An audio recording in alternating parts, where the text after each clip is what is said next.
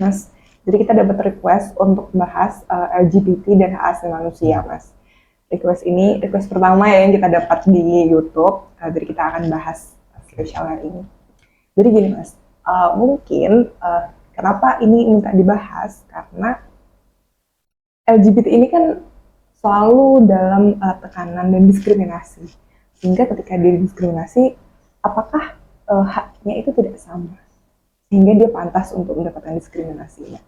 Kebanyakan orang itu kan akan berpikir seperti ini, Mas. Oke, baik. Kita bicara tentang konteks hak asasi manusia ya. Bahwa LGBT ini, kita akan berbicara mengenai orientasi seksual. Orientasi seksual itu di mana tempatnya? Tentu di dalam pikiran manusia. Artinya, mereka berpikir mengenai orientasi seksual mereka. Kan begitu. Apa yang mereka pikirkan, apa yang mereka rasakan. Nah, hak asasi manusia menjamin kebebasan berpikir. Karena kebebasan berpikir itu adalah salah satu dari hak yang tidak dapat dikurangi dalam keadaan apapun, dalam situasi apapun, oleh siapapun. Itu termasuk dari non-derogable rights, itu kan hak yang tidak bisa dikurangi. Jadi, saya kira itu sudah jelas ya, bahwa kebebasan berpikir termasuk orientasi seksual ini dijamin, dilindungi oleh hak asasi manusia. Dan sebenarnya polisi itu tidak akan bisa menghakimi isi kepala kita soalnya. Betul. Orang tidak akan bisa dipenjara hanya karena dia berpikir. Betul. Nah, cuman kalau kita lagi ngomongin tentang hak asasi manusia ini kan rada bertentangan dengan yang ada di Indonesia, Mas. Nah, kita juga harus memahami nih, bahwa Indonesia sebagai negara yang juga menghormati, melindungi, kan begitu kan? Iya. Karena juga sudah meratifikasi beberapa kovenan dan konvensi hak asasi manusia, dan pasca Orde Baru ini, hak asasi manusia adalah salah satu pengaruh utamaan dalam menentukan kebijakan-kebijakan negara, kan begitu. Regulasi-regulasi itu berdasarkan pada hak asasi manusia. Nah, kemudian dalam konteks LGBT ini, apa sih yang menjadikan LGBT ini dianggap mendapatkan diskriminasi? Sebenarnya masalahnya apa? Saya juga kurang ngobrol dengan kawan-kawan pelangi ya, sebenarnya permasalahannya apa. Cuman yang paling besar itu adalah karena mereka berbeda. Berbeda dalam konteks apa? Apakah kemudian hanya karena mereka merasa memiliki orientasi seksual yang berbeda dengan kebanyakan orang yang heteroseksual itu, misalnya karena mereka homoseksual dan seterusnya itu. Apakah kemudian mereka merasa berbeda, kemudian mendapatkan perlakuan berbeda? Bukankah orientasi seksual itu hanya ada di dalam pikiran? Betul. Cuman ketika teman-teman ini itu menampilkan dari segi penampilan, cara bicara, gestur, cara bicara, dan lain-lain, hal ini kan sebenarnya yang ditolak oleh masyarakat kita, Mas. Nah, betul. Jadi kalau itu ada di dalam ranah norma ya. Iya. Norma-norma sosial begitu.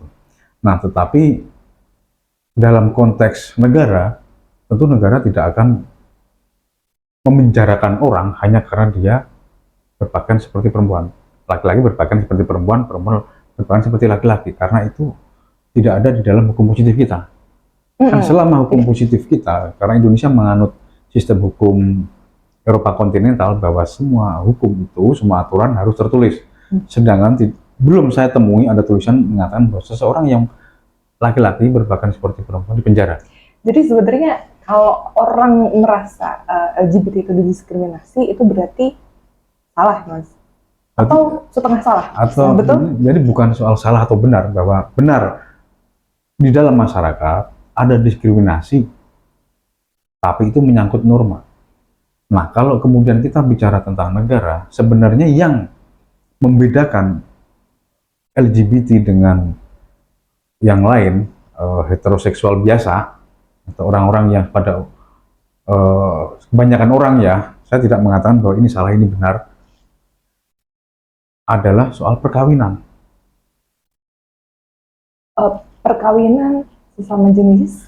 Ya, Jadi Indonesia tidak mengakui perkawinan sesama jenis.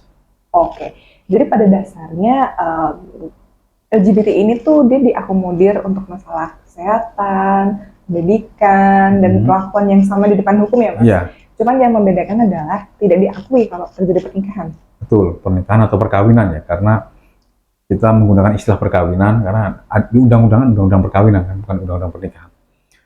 Jadi perkawinan itu adalah kehidupan, termasuk di dalamnya ada pernikahan juga. Kehidupan setelah dia melakukan pernikahan itu disebut perkawinan kan begitu.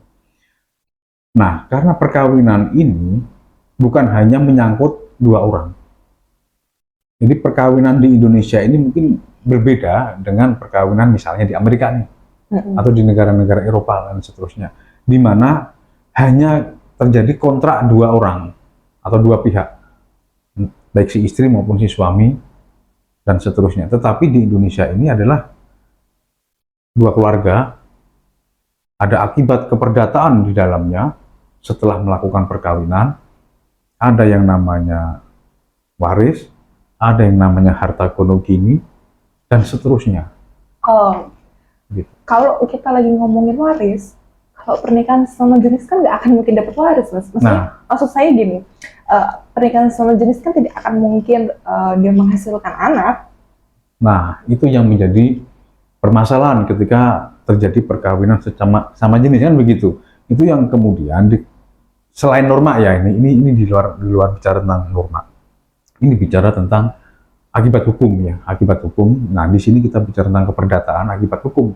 Secara keperdataan, kalau kemudian terjadi perkawinan sesama jenis, sedangkan kemudian mereka tidak bisa memiliki anak, apakah mereka akan mengadopsi anak misalnya?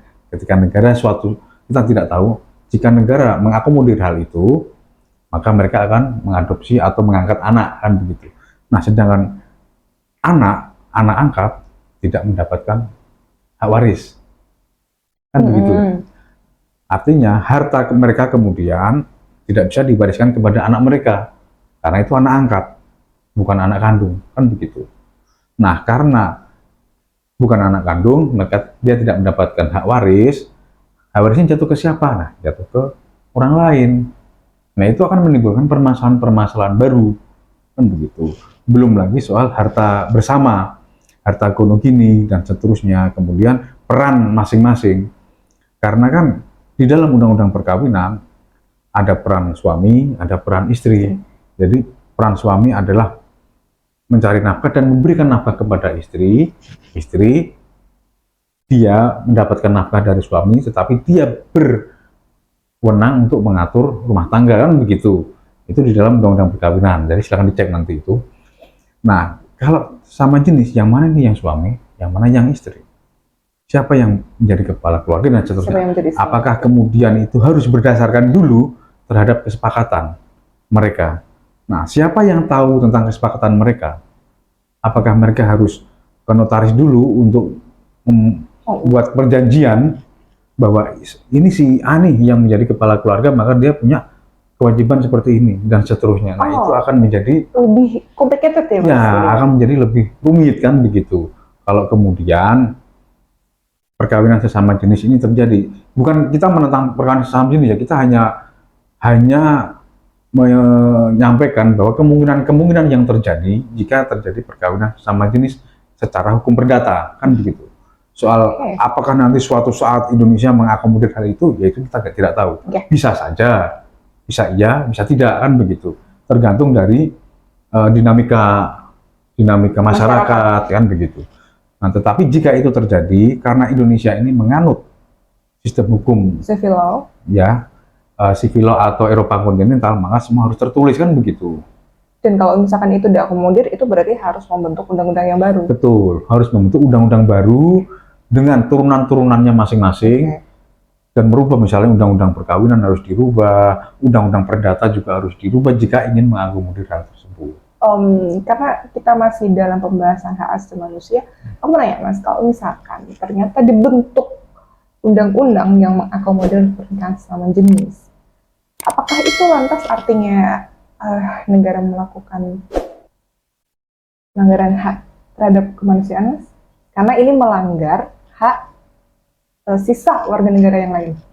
Nah, sampai saat ini sebenarnya tidak ada undang-undang yang melarang perkawinan sesama jenis di Indonesia kan? Hanya saja negara tidak mengakui adanya perkawinan sama jenis kan begitu. Jadi sampai saat ini sebenarnya tidak ada masalah kan begitu. Hanya saja mungkin yang dituntut oleh kawan-kawan LGBT adalah negara membolehkan atau membuat undang-undang yang menyatakan boleh perkawinan sama jenis kan begitu. Nah, tetapi soal itu apakah nanti boleh atau tidak yaitu urusan nanti ya. Hanya kita menyampaikan di awal bahwa hak asasi manusia menjamin orientasi seksual seseorang. Iya Mas, maksudnya karena kita kan masih membahas tentang hak asasi manusia nih. Nah, setahu saya hak asasi manusia itu hanya bisa dilanggar dengan dua cara. Pertama, negara menerbitkan undang-undang atau negara melakukan pembiaran. Ya. Nah, dalam hal ini kita akan membahas kemungkinan change kalau negara itu membuat undang-undang yang menyatakan melegalkan perkawinan sesama jenis. Membolehkan. Iya, membolehkan. Nah, ini aku nanya, kalau misalkan ternyata change ini ada, kesempatan ini ada, apakah ini artinya negara ini juga melakukan pelanggaran terhadap kemanusiaan atau pelanggaran hak asasi manusia terhadap sisa dari warga negara yang lain? Oh tidak, saya kira enggak. Jadi kalau kemudian suatu saat nih ya misalnya negara membuat peraturan yang membolehkan perkawinan sesama jenis, saya kira tidak lantas serta-merta negara melanggar hak orang-orang yang tidak melakukan perkawinan sama jenis kan begitu. Karena kecuali bahwa perkawinan harus sesama jenis, nah itu baru melanggar mereka yang tidak melakukan perkawinan sesama jenis dilanggar haknya oleh negara, tetapi kan tidak.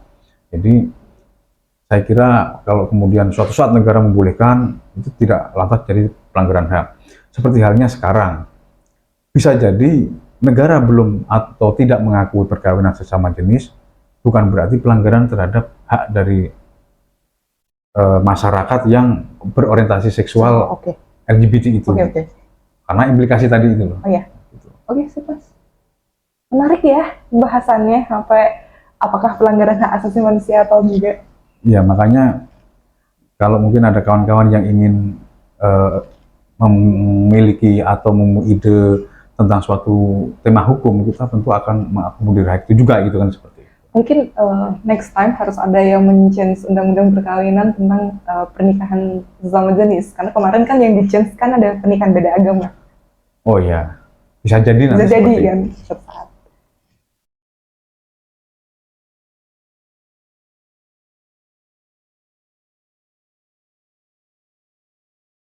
Hak asasi manusia menjamin kebebasan seseorang memiliki orientasi seksual apapun. Yang pertama itu. Kemudian sekarang dalam konteks negara di Indonesia nih. Mas, ulangin aja deh. Aku telat ininya. Iya, jadi harusnya kamu bicara dulu tentang nilai dan prinsip C, baru bicara tentang konteks Indonesia. Oke. Kamu harus kita bicara tentang bahwa LGBT itu adalah bagian dari HAM. Ya. Tapi kemudian di Indonesia masalahnya bagaimana? Ya. Nah, begitu. Dengan sistem hukum kita.